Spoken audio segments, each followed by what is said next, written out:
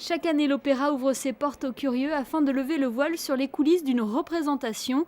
Le week-end dernier, de nombreuses personnes ont pu assister aux répétitions de l'œuvre de Rossini dédiée au résistant Guillaume Tell. Ici, il est question de lutte pour la liberté, de célébration de l'Europe des nations, mais aussi d'une exaltation de sensations pour la nature.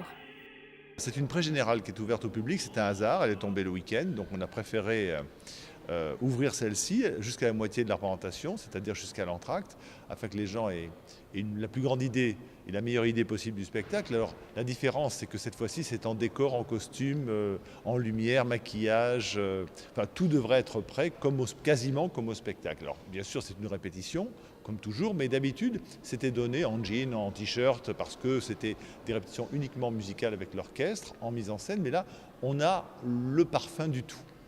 Entre chant, orchestre, costumes et jeux de rôle, cet opéra mélange tous les arts. Nicolas Alemo interprète le célèbre Guillaume Tell devant un public toujours aussi nombreux. Aujourd'hui, non seulement à l'Opéra de Monte-Carlo, puisque nous affichons complet pour toutes les représentations, enfin quasiment, il n'y a que des petits contingents qui nous restent ou des retours de place. Donc on est à plus 21% d'abonnés, ce qui est absolument hallucinant, d'autant plus que la saison n'est pas une saison populaire, avec des titres très difficiles, comme la tragédie florentine, comme Lady Macbeth de Mzensk, jamais présenté à l'Opéra de Monte-Carlo, et des œuvres qui sont fortes. Voilà. Donc c'est pas Carmen, la Traviata, la Bohème, vous voyez, qui sont des chefs-d'œuvre, mais qui sont peut-être plus faciles et plus connus. Donc on connaît ici un engouement tout à fait exceptionnel, je dois le dire.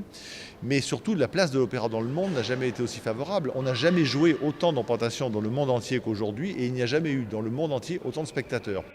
L'Opéra à la Côte, pour cette répétition, la salle était quasi comble. Les spectateurs, quant à eux, étaient tous parfaitement comblés. C'était déjà l'occasion d'être à la salle Garnier, qui est magnifique de toute façon.